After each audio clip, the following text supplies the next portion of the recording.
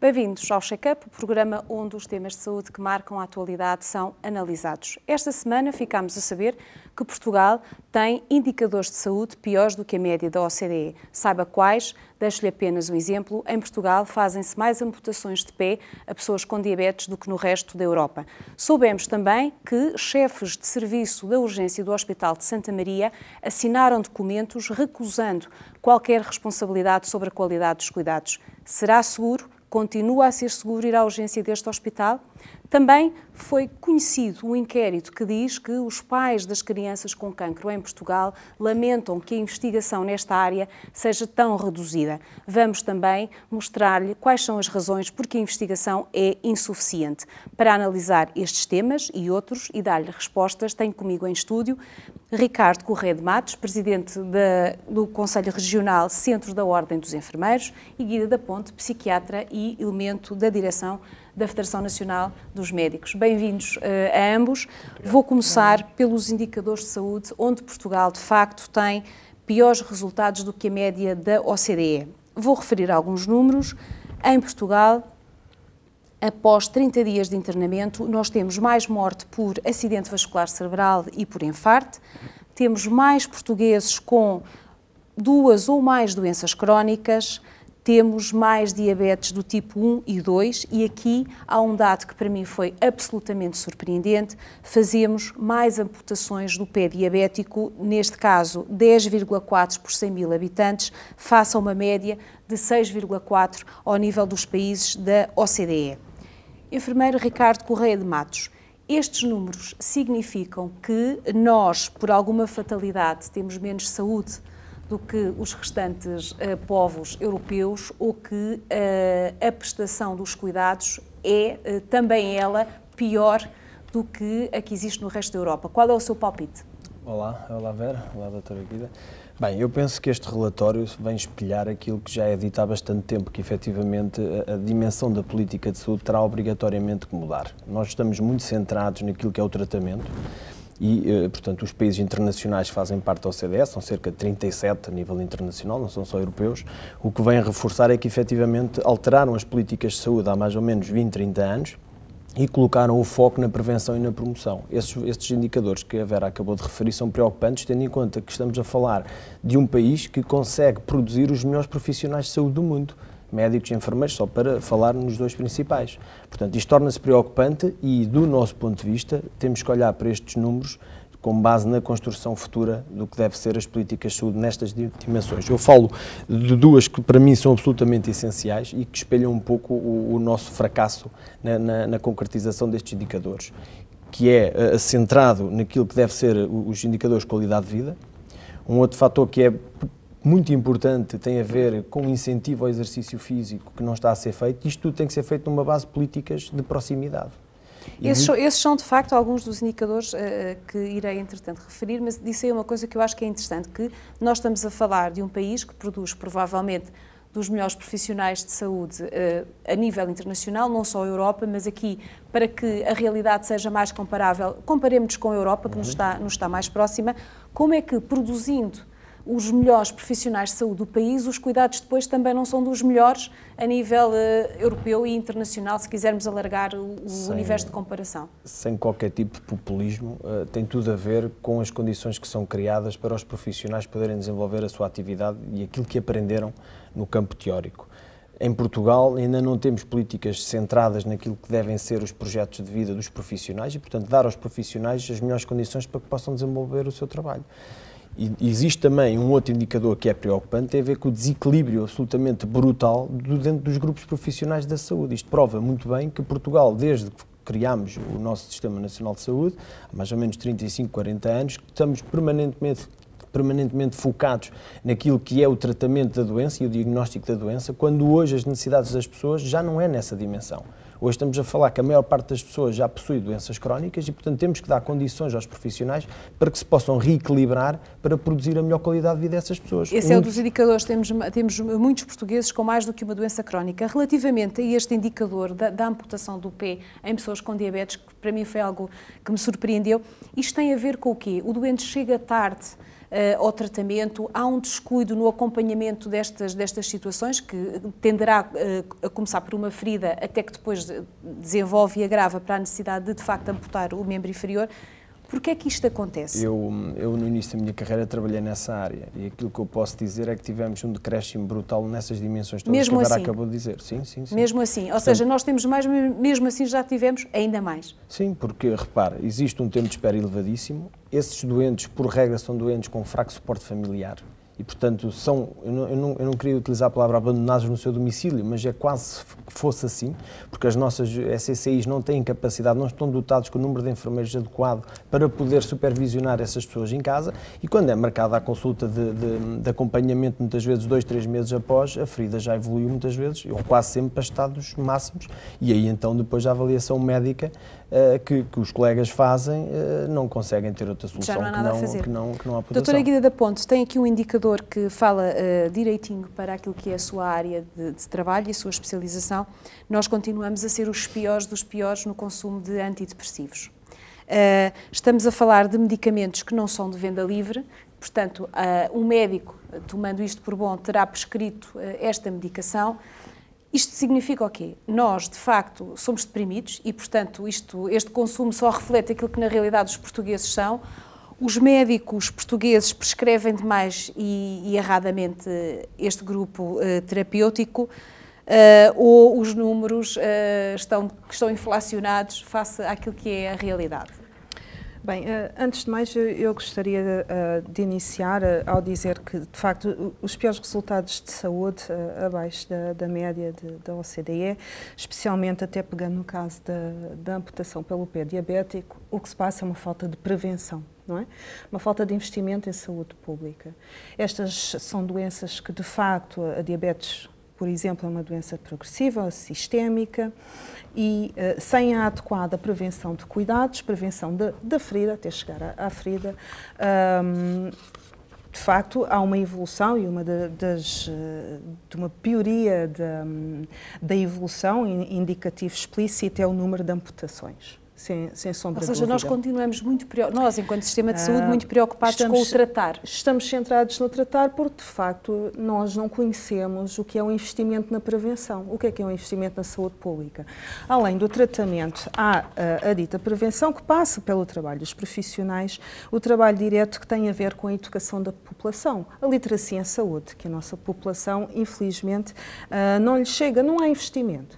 Por outro lado, de facto, se os cuidados são precários, nós temos de ver com tudo o que se passa hoje em dia, com as notícias crescentes de falta de condições e de denúncias sobre condições de facto muito precárias, nomeadamente nos serviços de urgência, já falando do assunto, temos de pensar o que é que se passa mal no Serviço Nacional de Saúde e de facto se não há investimento na saúde, não há investimento nas condições de trabalho, então está claro que isto vai se refletir na saúde dos portugueses. E nestes indicadores falou aí na falta de prevenção e há aqui indicadores que refletem também essa tendência, nomeadamente ao nível, por exemplo, consumimos muito pouco legumes, consumimos fruta, mais do que e dentro até além da média da OCDE, mas no que se refere aos legumes ficamos abaixo da linha, praticamos pouco exercício físico e aqui também mais uma vez é uma falha clara da prevenção, consumimos muito álcool e estamos a ter níveis de obesidade elevados, nomeadamente numa faixa etária altamente preocupante, que é das crianças a partir dos 5 até aos 9 anos, portanto algo que depois tendencialmente ficará para a vida. Fica ali uma matriz de desloque de excesso de peso que depois dificilmente será retirada. Doutora Guida da Ponte, isto, portanto, o caminho teria que ser começar a retirar investimento do tratamento curativo para o preventivo, aumentar o curativo e aumentar o preventivo. Qual é que seria a sua terapêutica? A minha terapêutica. Aqui, de facto, tem de haver um aumento do orçamento, não é retirando de um lado e colocando no outro que a solução passa aí. Nós, de facto, temos um aumento da sobrevida do português, mas com uma maior carga de doenças. As pessoas vivem mais, mas mais doentes. E este relatório assim vai de encontro. Aliás, isto está bem estudado. Só com maior investimento na saúde, a termos preventivos e em termos de tratamento, momento nós conseguimos de facto tratar a nossa população. Neste momento o que a gente vê é um ciclo vicioso e a afluência da população às urgências nada mais é do que indicativo do que o ciclo vicioso do não temos prevenção, não temos médico de família, prevenção primária, tratamento primário, cuidado primário, aliás, sendo correta. Então vamos aos cuidados secundários, aos cuidados hospitalares. Porque a porta está sempre aberta, está Porque sempre a o porta médico está e a sempre, tempo fazem exames. Exatamente, mas o problema de faz sempre exames e o paradigma de que os exames são a solução para tudo. Portanto, tem a ver um pouco com ensinar à nossa população o que é importante. Literacia para a saúde não existe. Em relação aos antidepressivos, só gostava de dizer uma coisa. Isto está bem estudado e o Colégio da Psiquiatria, da Ordem dos Médicos, emitiu há pouco tempo um parecer, enfim, uma este leitura. Dado repete-se a todos os anos, todos os anos há este número. E fizeram uma leitura acerca deste aumento do consumo dos antidepressivos. De facto, a nossa população está mais doente, sim senhora, e de facto também não há forma de tratar as patologias mais leves. Quer dizer, se eu sei que temos uma patologia mais leve, onde as guidelines claramente, patologias depressivas, ansiosas, leves, de intensidade leve, atenção, se a primeira opção terapêutica é a psicoterapia e se eu não tenho forma de dar psicoterapia, e se eu sei que se aquela condição não tratada vai evoluir, isto está bem descrito na literatura, não há que enganar, pelo menos no meu ponto de vista pessoal, o que é que eu vou fazer por este meu paciente? Nada? Então, à falta de melhor, medique-se. Mesmo não é que a falta essa seja uma opção... Não é a falta de... Eu não gosto da expressão à falta de melhor. A expressão será mais, se me permite, o pensamento será mais por... Em primeiro lugar, temos de pensar porque que a população também está mais doente. E aí também não falta literatura que suporta que a nossa recente crise económica aumentou a taxa de suicídio. Ponto final, parágrafo. As pessoas sofreram e ainda estão a sofrer com a crise económica. Portanto, não há aqui um consumo, digamos assim, excessivo de antidepressivos, o consumo será adequado face àquilo que é o estado da população portuguesa. Mais um déficit de recursos do Serviço Nacional de Saúde, sim senhora, para conseguir tratar o paciente adequadamente. Ou seja, poderia haver aqui doentes que podiam ser tratados não recorrendo a fármacos, mas que a própria comunidade do Serviço Nacional de Saúde não dá essa possibilidade. Não consegue oferecer. E, portanto, tem que ser sempre a via medicamentosa. Esse é o ponto. Há aqui um pormenor que eu penso que é muito importante nós relevarmos. Estes resultados vêm em linha com aquilo que já são os relatórios anteriores, e muitos deles com 10 anos. Portanto, o que prova que as políticas que foram adotadas desde então não têm eficácia, nem têm eficiência. Mas já há aqui um ponto que parece-me que é absolutamente fundamental, senão estamos permanentemente a fazer diagnósticos. Já todos sabemos o que é que está a correr mal. Agora, falta é coragem para assumir e tomar o percurso correto. Eu já há muito tempo que falo que eu acredito, e parte deste pressuposto de pensamento, vai ser muito difícil nos próximos 10 anos aumentar, o orçamento poderá-se aumentar para a saúde, mas não vamos conseguir executá-lo com os valores que queremos. Portanto, assim sendo, do meu ponto de vista, parece-me que podíamos adotar algumas políticas que foram adotadas, por exemplo, nos nórdicos e na Dinamarca, que têm a ver com a integração do Estado da saúde nos outros setores do Estado.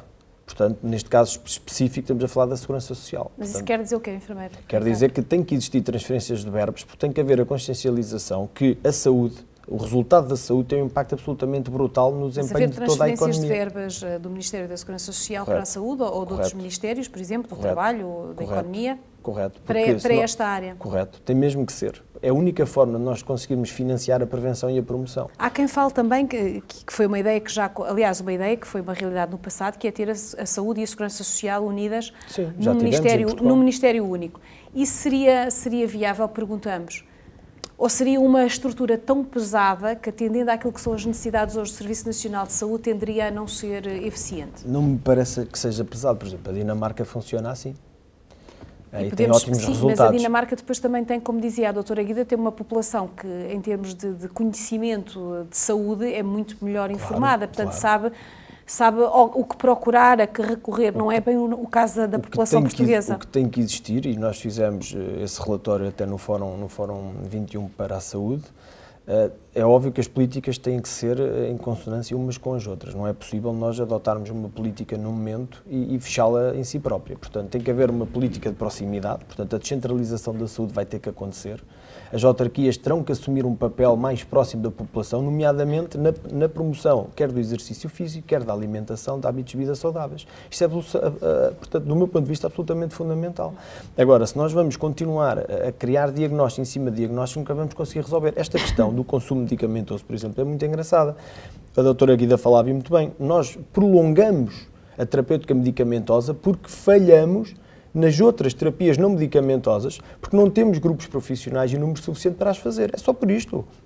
Um doente deprimido é Ou seja, nem todas as pessoas que tenham patologia do foro mental precisam tomar um medicamento. Correto, nem toda a gente precisa, nem no tempo alargado que nós estamos neste momento a praticar.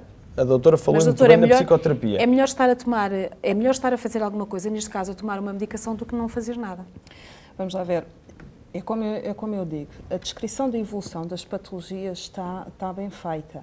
Portanto, de facto, se nós tivermos... Isto é como vamos imaginar, são picos hipertensivos que surgem esporadicamente. Nós temos duas opções, tratamos ou não tratamos. E falo no meu caso pessoal, do meu pensamento, eu como médica não vou fazer nada por este paciente se eu sei que o Serviço Nacional de Saúde não consegue oferecer mais nada. Eu pessoalmente debato-me com este dilema. Mas de facto, se está bem descrito qual é a evolução, eu não posso não fazer nada para o meu doente. Porque aí estarei a negligenciar cuidados. Claro. Em relação às transferências das verbas, quero dizer, eu de facto não me sinto capaz de responder essa questão de uma forma concretista. Mas uma coisa é certa, perante um Serviço Nacional de Saúde que está sempre em déficit, mas que no fim recebe sempre há sempre um orçamento retificativo. Há sempre um orçamento retificativo, nomeadamente no pagamento dos fármacos às empresas farmacêuticas. Então não seria melhor gestão, de facto, contar com os déficits anteriores? Sim, essa é a questão que muitas vezes, aliás, que reiteradamente se tem colocado ao Ministério e à Governação, porque a razão é que continua, sempre que há um novo orçamento do Estado, a deixar subfinanciado o Serviço Nacional de Saúde. Antes de passarmos ao próximo tema, eu queria só deixar aqui outro dado que é importante. Somos também, digamos, a população com a menor taxa de sobrevivência a 5 anos no cancro do cólon, reto e pulmão. Além disso, temos, e aqui sim também um sinal de que as condições das infraestruturas não estão de melhor saúde, com uma taxa de infecção hospitalar muito elevada, portanto também das mais elevadas, e um dado curioso, 28,6% da população, contra 17,2% na média da OCDE, não consegue ir ao médico porque não consegue pagar os cuidados de que necessita. E, portanto, é também aqui um indicador que nos devia deixar a pensar, porque reflete, era como dizia a doutora Guida, a prevenção aqui, mesmo que a pessoa por vezes queira prevenir, às vezes falta-lhe o dinheiro, nem que seja para a deslocação ao hospital ou para conseguir ir ao médico. E, falando em deslocação ao hospital, passamos para o tema da urgência e, neste caso, do Hospital de Santa Maria. Tivemos os 21 chefes de serviço a dizer que, a partir de agora, não podemos garantir a qualidade dos cuidados, não assumimos qualquer responsabilidade, porque não há condições mínimas para que a urgência funcione em segurança.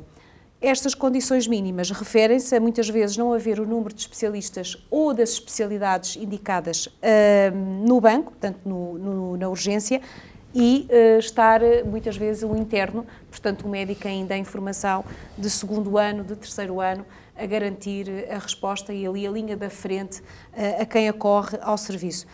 Doutora Guida da Ponte, para um médico tomar uma atitude destas e dizer, a partir de agora, não me responsabilizo sobre os cuidados que são prestados pela equipa onde eu próprio me integro num serviço de urgência de um hospital universitário da dimensão que tem o Hospital de Santa Maria, é uma situação que de facto é grave.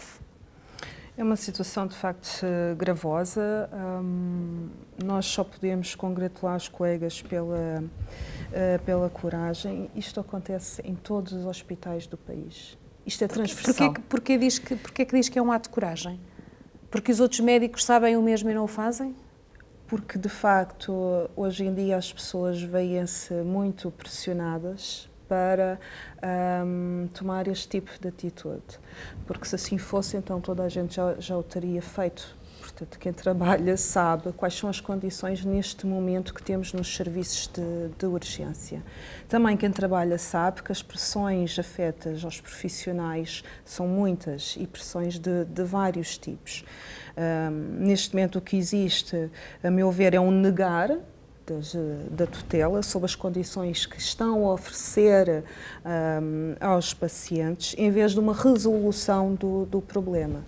De facto, se os colegas não têm capacidade para dar a resposta adequada, é isso que têm de fazer, porque a dado momento nós não nos podemos responsabilizar pessoalmente por um problema que é do Ministério da Saúde.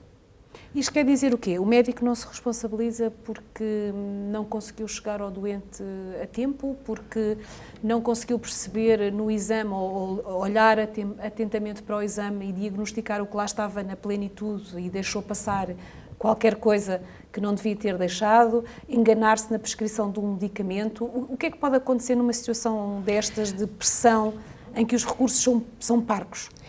Estas minutas nunca desresponsabilizam por completo qualquer ato médico que é feito por um médico. O que as minutas fazem é, de facto, se houver algum tipo de situação, o médico informou que não tinha as condições adequadas. E podemos estar a falar das condições adequadas, uma afluência excessiva durante aquela hora, em que, de facto, existem muitos pacientes para ver e que não são conseguidos ser vistos em ditos X tempo, nomeadamente os tempos determinados pela triagem de Manchester, se ela de facto também temos de ver se fosse fidedigna por completo.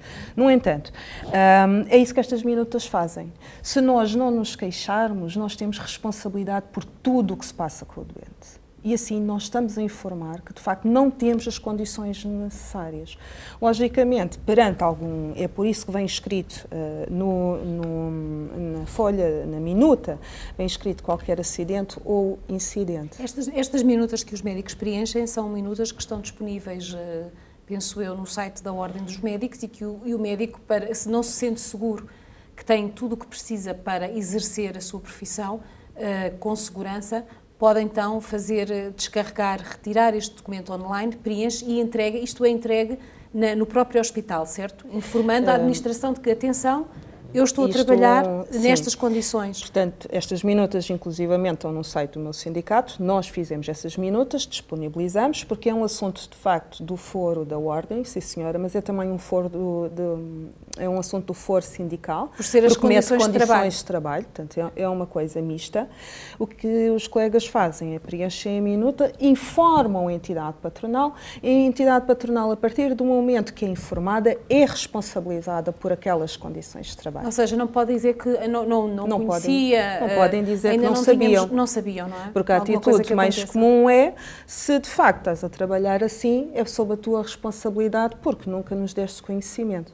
Os colegas também podem e devem enviar, e falo pelo meu sindicato, para o sindicato, para os nossos juristas, nós guardaremos e o colega estará com certeza salvaguardado perante alguma questão. Enfermeiro Ricardo, isto acontece também na urgência pediátrica do Hospital Garcia de Horta e na urgência geral do Hospital Garcia de Horta, portanto, em que a falta de médicos na urgência levou também à tomada de posição por parte dos médicos. Tanto num caso como noutro, tivemos, neste caso, as administrações hospitalares a referir que estamos conscientes do problema e estamos a tentar encontrar uma solução, contratando mais médicos assim que abram vagas. O Ministério, através da Ministra Marta Temida, dizer: sim senhor, o problema é grave, estamos atentos e vamos olhar para o assunto. Isto chega nesta fase, quando as coisas chegam a esta fase, chega um governante dizer: estamos a olhar para o assunto? Bem, há aqui um ponto que me parece absolutamente fundamental. Nós todos sabemos que vamos atravessar uma fase muito difícil, financeira e económica, mas também nos apercebemos já que para alterarmos as políticas tem que ser através da consciencialização do poder individual de cada grupo profissional. Isto chama-se empoderamento do profissional. Mas isso na prática quer dizer o quê? Unir esforços para que... Unir esforços e não só. É precisamente isto que nós estamos aqui a falar, do que os médicos estão neste momento a fazer, que é uma delegação completa da responsabilidade da criação das melhores condições de trabalho para as administrações. Os enfermeiros também podem fazer isto? E estão a fazer. Inclusivamente, nós temos na região centro, um centro hospitalar, que de forma reiterada não cumpriu aquilo que são as normas das dotações seguras e são alvo neste momento os enfermeiros gestores, alguns enfermeiros gestores, de processo disciplinar na ordem dos médicos. As dotações seguras, na ordem dos mais claros, significam o quê, enfermeiro Ricardo Correia de Matos? Como? As dotações seguras significam o quê? Pronto, as dotações seguras significam o número de enfermeiros necessários para garantir a qualidade dos cuidados e a segurança da vida das pessoas naqueles contextos. Não nos podemos esquecer que as urgências deveriam ser os contextos clínicos mais atrativos de todos os profissionais. Há muitos anos atrás, todos os profissionais médicos, enfermeiros, o sonho deles era trabalhar nos contextos de urgência. E porquê? Era um contexto, como o próprio nome diz, de urgência, não é? Portanto, não seria muito agradável. Claro, agora, neste momento, isso não acontece. Neste momento, as urgências estão absolutamente caóticas, não só do ponto de vista de instalação física, porque as urgências, desde que foi feita a grande reforma em 2009, onde fecharam uma série de urgências no país, não foram criadas condições físicas para que as outras conseguissem absorver todos os utentes. Neste momento temos, por exemplo, a urgência de Aveiro, que tem capacidade para 150 utentes diários, tem cerca de 300. E como a de Aveiro, como todas as restantes aqui no país. Do meu ponto de vista, os profissionais... Mas nós temos menos portugueses, não é? Ou seja, a população diminuiu, estamos mais, digamos que mais envelhecidos. Ou seja, trabalhar na urgência deixou de ser atrativo. Porquê? Porque o médico antigamente ia à urgência, fazia o seu serviço, o doente era assistido e, na maior parte das vezes, iria para casa e, portanto, acabava ali o turno. Porquê que era mais atrativo do que é hoje? É muito fácil percebermos, porque a urgência era um contexto de aprendizagem profunda. E neste momento não é. Neste momento é um risco. Um risco profissional neste momento. Um médico, neste momento, ou um enfermeiro, a trabalhar no serviço de urgência, a probabilidade que tem de um erro ou de uma negligência é elevadíssimo. Porque, repare, as urgências que eu conheço, permanentemente, têm 4 vezes mais utentes que o normal. É impossível praticar bons cuidados de saúde assim, impossível. Doutora, aí não se aprende, desaprende. Num contexto deste, mais facilmente se desaprende. É verdade. É o que o enfermeiro Ricardo estava a dizer. Antigamente era ótimo a gente ir para a urgência, era um caldo de aprendizagem maravilhoso, era de facto o melhor sítio para estar em termos de ao longo da nossa vida profissional. Neste momento, como o enfermeiro Ricardo diz, aquilo tornou-se um espaço tão propenso a maus cuidados, por condições externas aos profissionais, que de facto toda a gente tem receio de para lá ir. E esta solução, portanto, a medida mais falada até ao momento para resolver o problema, quer em Santa Maria como no Hospital Garcia de Horta, é a contratação de mais médicos. Portanto, abrir vagas e contratar médicos. Diz-nos a realidade recente que, mesmo abrindo vagas, os médicos, não há médicos que queiram ocupar os lugares e, portanto, a manter-se esta tendência, o problema vai igualmente manter-se. O que é que poderia aqui ser usado, digamos assim, qual seria o medicamento miraculoso para o problema? O que tem que ser feito, do meu ponto de vista, é analisar de forma em termos de proximidade, nas regiões metropolitanas, a casuística das urgências, da tipologia de urgência e perceber se é efetivamente uma mais-valia ou não termos esta ou aquela especialidade neste ou naquele hospital, em primeiro lugar. Mas eu acho que, inclusive, esse trabalho está feito. Não me parece que esteja, não? Porque, repare, em 2002, aqui em Lisboa, deparámos exatamente com o mesmo problema, portanto, nas urgências pediátricas, e foi necessário um protocolo feito com vários hospitais para rodarem os pediatras, já em 2002, quer dizer, estamos a falar há quase 18 anos, portanto, o problema é permanente. E eu entendo que os hospitais, neste momento, tenham muita dificuldade em atrair profissionais, principalmente os bons. Porque, repare, com um contrato de trabalho conforme a legislação obriga, quer para médicos, quer para enfermeiros. Facilmente eles conseguem obter mais-valias e vidas muito melhores e projetos profissionais melhores no privado. E não querem. Por exemplo, o Garcia de Horta, que tem penso que há 2 meses o concurso aberto e nenhum pediatra concorreu. É verdade. Doutora Guida Ponte, isto vai ser um tema de negociação com este governo. Presumo eu, o reforço de médicos, pelo menos nestas unidades que estão publicamente quase que catalogadas como deficitárias. Eu espero que sim. Eu espero que a Ministra veja isto como uma oportunidade para renegociar a carreira. Nós temos apresentado uma reestruturação da carreira, não só de grelhas salariais. É uma proposta consistente e uma proposta atrativa. De facto, as pessoas pretendem melhores grelhas salariais, sem dúvida, porque vai-se ao hospital do lado, privado, e os salários são mais atrativos, mas também são os projetos profissionais, coisa que neste momento nós não temos no Serviço Nacional de Saúde.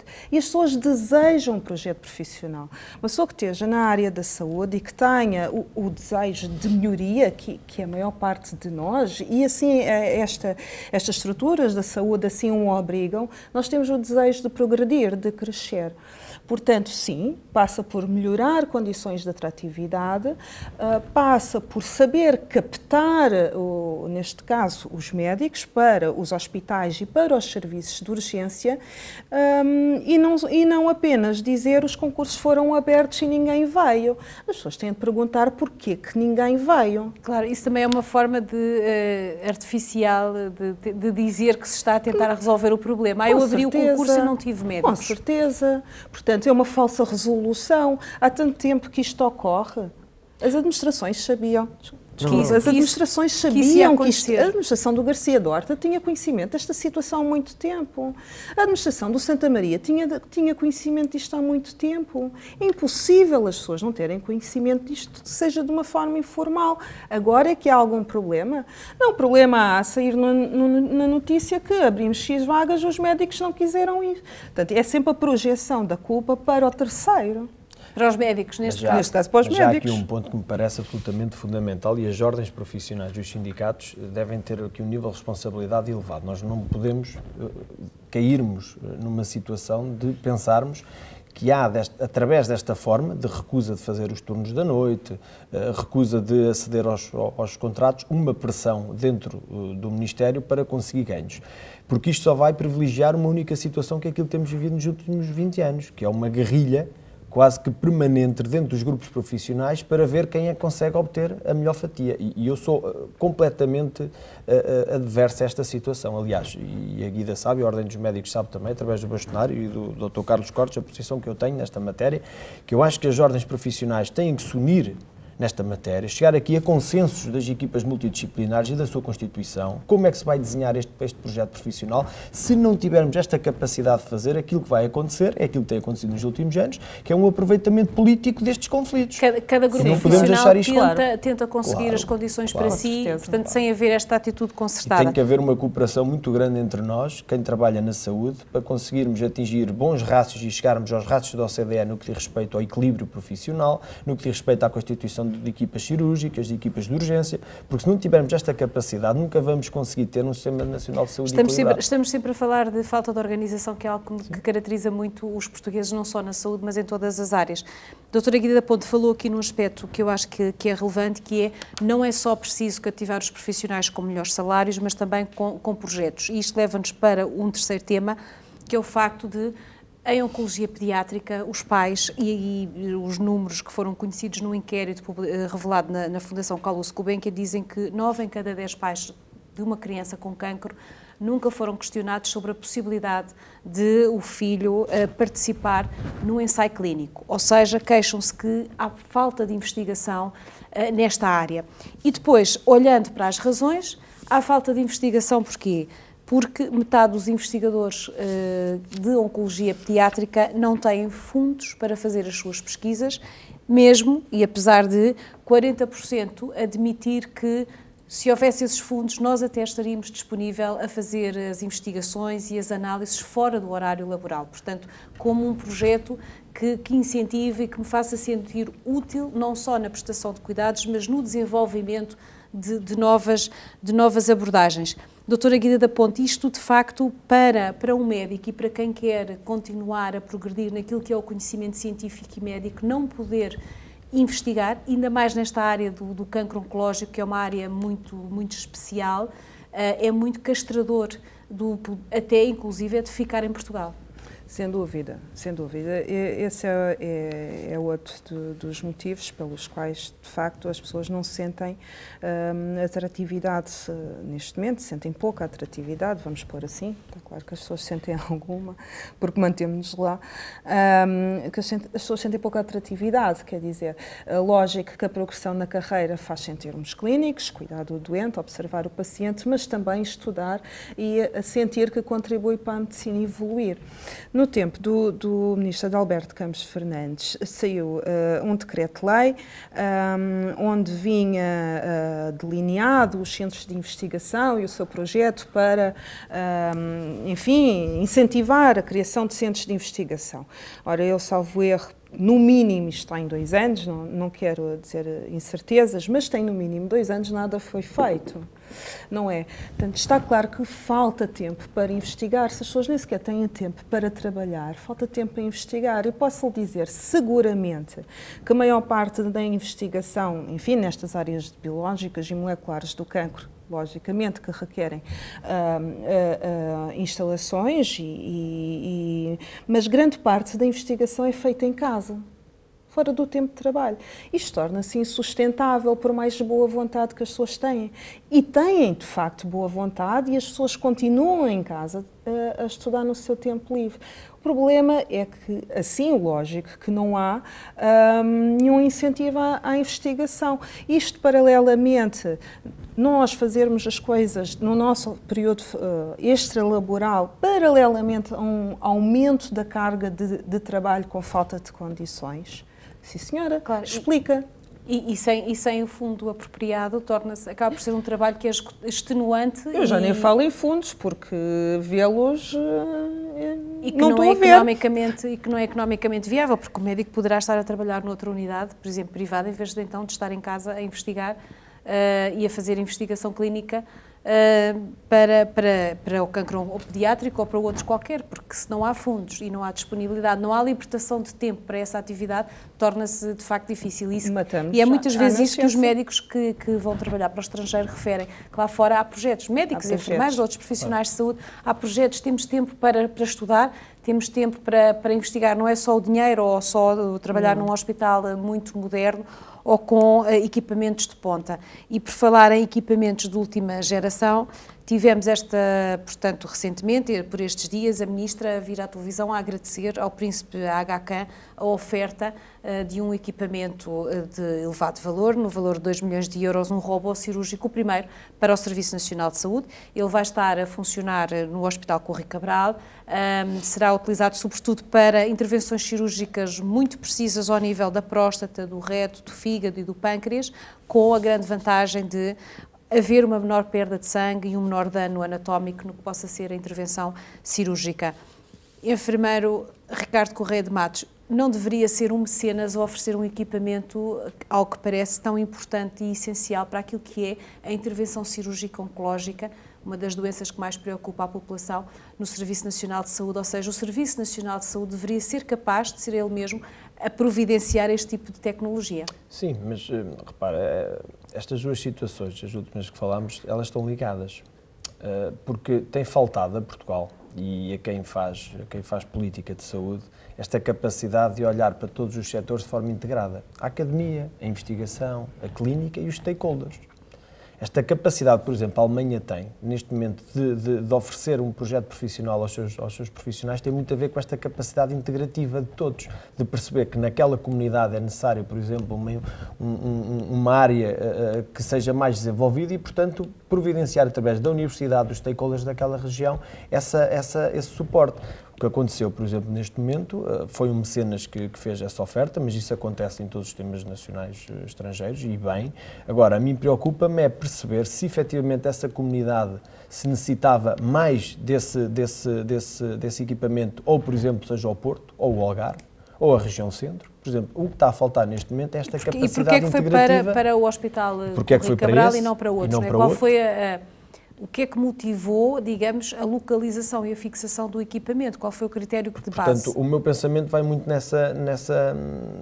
nesta fase de percebermos se temos ou não a capacidade de consciencializar, neste momento, a tutela, que é quem vai tutelar durante os próximos anos, perceber que não pode olhar para a saúde, nem para as urgências, nem para o internamento, nem para a produção cirúrgica ou para as consultas externas de uma forma isolada, mas sim de uma forma integrada. Portanto, a influência que isso vai ter depois, quer no trabalho, quer no emprego, quer na educação, quer na justiça, quer através da investigação clínica ou académica e a relação com os stakeholders, que do meu ponto de vista a visão tem que ser uma visão abrangente e do todo. Aliás, visão essa que a Ministra, na anterior legislatura, por exemplo, disse que foi algo que justificou, na altura, o adiamento da renovação de frotas, da frota de ambulâncias do INEM, que era suposto ter avançado num determinado tempo, que não avançou, e a desculpa foi essa. Nós olhamos para a realidade e para o sistema no total e o dinheiro. Mas não... Havia necessidades mais urgentes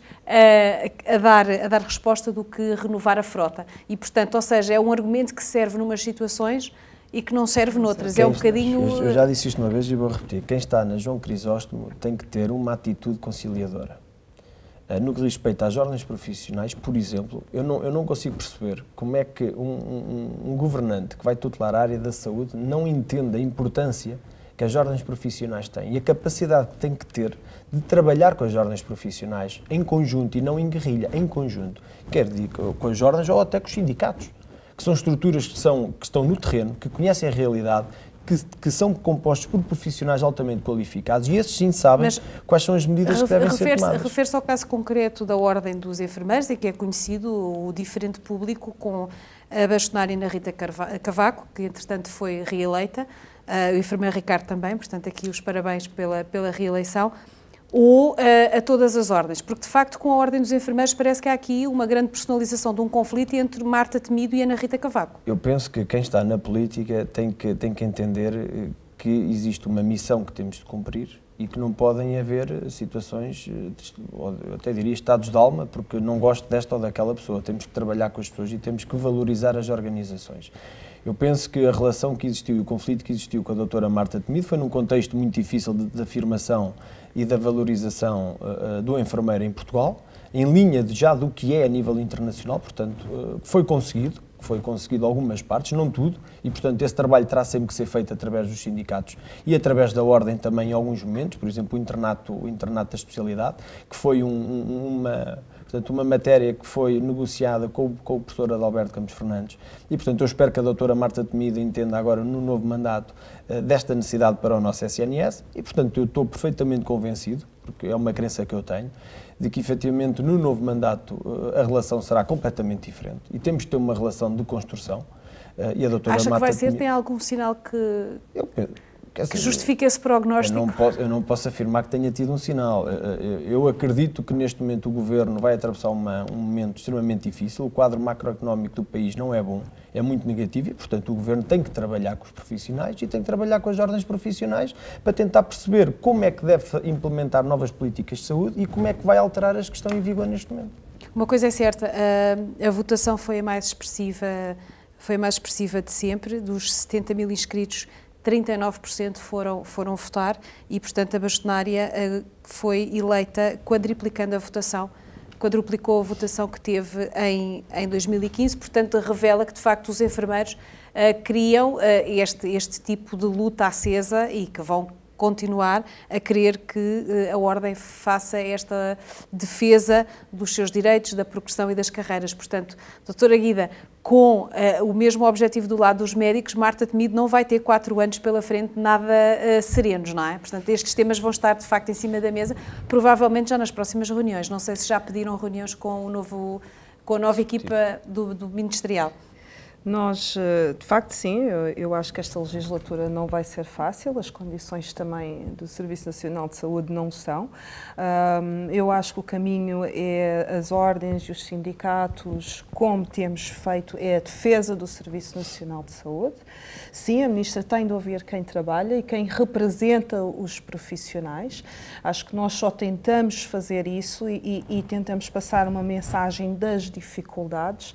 Antes de mais, Antes as dificuldades do que propriamente entrar numa postura estritamente negocial, porque também não é isso o cerne da questão. Acho que estamos aqui todos para o mesmo, que é o Serviço Nacional de Saúde, sem sombra de dúvida. Portanto, sim, acho que creio e espero, faz parte de 4 anos bastante dolorosos e intensos. Até porque a Marta Temido já fez o estágio, cumpriu o estágio, não é? Com esta participação cumpriu um estágio. No governo, portanto, cumpriu o estágio e agora tem 4 anos para mostrar o que aprendeu e para amadurecer a sua atuação. Eu penso que o pensamento político da doutora Marta Temido não é mau longe disso, O que eu penso que tem que acontecer... Até porque foi administradora hospitalar durante muito tempo, portanto não pode dizer que não conhece a realidade. Fez uma tese de doutoramento com base no skill mix e no task shifting e, portanto, ela conhece... E na delegação de atos, atos é nos enfermeiros, coisa que até agora tem estado completamente na gaveta. Sim, o que eu penso que tem faltado a quem vai tutelar a área é coragem para enfrentar muitos lobbies que estão instalados há muitos anos. Esse é, sem dúvida, o maior problema. Repare, a Ordem dos Enfermeiros fez um trabalho nos últimos 4 anos de afirmação da profissão, mas tivemos sempre a liberdade intelectual de colocar a vida das pessoas à frente. Isto é, nós podemos defender uma política de saúde baseada num ato do enfermeiro ou baseada nesta profissão, mas a verdade é que o resultado final tem sempre que ser, e até mesmo é um apelo que eu faço e já o fiz várias vezes, quer à Ordem dos Médicos, tem que ser sempre melhoria da qualidade de vida das pessoas, ou da acessibilidade aos cuidados, ou até mesmo das altas precoces. Como é que nós podemos trabalhar em conjunto para dar melhor qualidade de vida às pessoas? Porque a verdade é que o orçamento é finito, e estamos neste momento com um problema sério de sustentabilidade do sistema e não vamos ganhar absolutamente nada se continuarmos em guerrilhas profissionais. Nada, zero. Mas portanto, o caminho tem que ser este, obrigatoriamente este, não pode ser outro. Faz sentido, mas podemos também, e isto podia ser uma crítica que poderia ser feita neste caso aos enfermeiros em concreto, esquecer que foi a classe profissional que no ano passado e no anterior, protagonizou algumas das formas de protesto mais severas do Serviço Nacional de Saúde desde que existe, não é? Estou-me a referir, por exemplo, à greve cirúrgica. Sim, eu sei que foi muito falada, mas a verdade também é que os dados posteriormente à greve cirúrgica vieram comprovar que operámos mais pessoas naqueles períodos. Portanto, agora, que os enfermeiros iniciaram um processo de luta diferente, que fugiu muito ao controle dos sindicatos e ao modus operandi que era normal, tradicional, é verdade. Agora, o que é também verdade é que foi uma luta acesa naquilo que era a sustentabilidade do sistema. Nós não podíamos continuar. Aliás, o relatório da OCDE é muito claro. Ambos, enfermeiros e médicos, que, eu não sei dizer a percentagem de cor, mas que sofremos uma redução ainda elevadíssima em termos de remuneração. Sim. Mas a verdade é que nós temos uma luta pela frente, um desafio enorme pela frente, que é no equilíbrio dos grupos profissionais. Nós somos o 3º pior país com o número de enfermeiros no SNS. O 3º pior país da OCDE. Isto é preocupante. Nós temos uma média de 4,3, uma média em Portugal de um número de 4,3 enfermeiros por 1000 habitantes, quando na OCDE é 9,2. E os enfermeiros são de facto muito necessários porque são as pessoas que normalmente é o profissional de saúde que mais está próximo da cabeceira do doente, digamos que quase que a executar aquilo que é a indicação do médico, não é? Eu não sou uma pessoa corporativista nem no desempenho destas funções onde eu estou agora, mas eu só recordo que são dados internacionais, estudos internacionais, que apontam o enfermeiro pela forma que ele tem de desenvolver a sua profissão como um profissional melhor preparado para construir sistemas de saúde sustentáveis. Agora, é uma peça que une...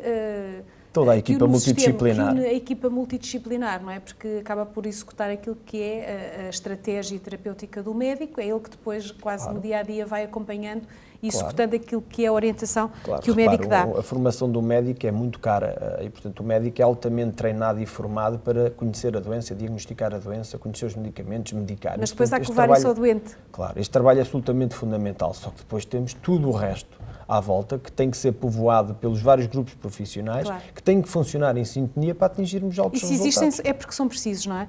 E como não podemos estar sempre a dar mais notícias, vamos aqui na reta final falar de 2 coisas muito positivas no Serviço Nacional de Saúde. Temos um novo equipamento pulmonar no Hospital de Santa Marta e este adquirido pelo Serviço Nacional de Saúde vai conseguir limpar numa linguagem muito... portanto, coloquial, 4 a 5 pulmões por ano, portanto, evitando que sejam pessoas que fiquem na lista de espera para transplante, que no caso do pulmão é dificílimo de encontrar, portanto, um órgão que seja compatível e, portanto, muitas das pessoas que estão em espera acabam, infelizmente, por morrer antes de conseguirem um pulmão e, portanto, isto aqui é um sinal de que vai sendo feito algum investimento. Temos que reconhecer, certo? Sim, vai sendo feito e parabenizar o Conselho de Administração, que, salvo erro, andou 2 anos e meio a defender a necessidade junto à CSS e da tutela desse equipamento. Portanto, mostra que a teimosia acaba por ter resultados. É só insistir. Sim, é insistir e provar que, efetivamente, o dinheiro que é investido em tratamentos inovadores, o dinheiro que é investido na prevenção tem um retorno, a maior parte, até no próprio exercício económico. Claro, até porque esta área de pulmão é uma área em que há poucos médicos e poucos centros a fazer este tipo de cuidado que é essencial e, portanto, estamos a falar de uma área muito especializada, não é, doutora?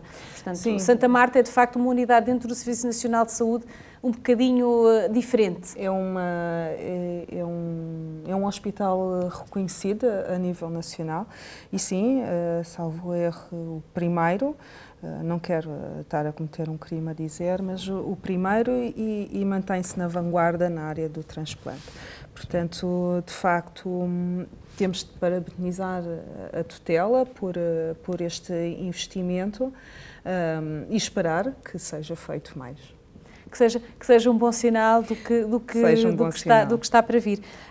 Outra boa notícia é também que o bebé Rodrigo, portanto, o bebé que nasceu sem rosto, continua vivo e não só está vivo, como já teve alta e, portanto, já está em casa com os pais. É claro que está numa situação difícil, está a receber cuidados paliativos pediátricos através do Hospital de Setúbal e que é uma equipa, penso eu, que vai ao domicílio, portanto, já dentro daquilo que é uma vanguarda de uma mudança da prestação de cuidados em Portugal, que são os cuidados domiciliários e que aqui prova que faz todo sentido, porque provavelmente será, quer em termos psicológicos, doutora, mais fácil para esta família ter esta criança no resguardo da família do que continuar todos os dias a ir ao hospital e, portanto, a estar rodeado de técnicos e de pessoas que vão sempre, de alguma forma, desequilibrar ali esta intimidade. Para os pais é mais reconfortante. Sem dúvida. O que se pretende é o paciente em casa,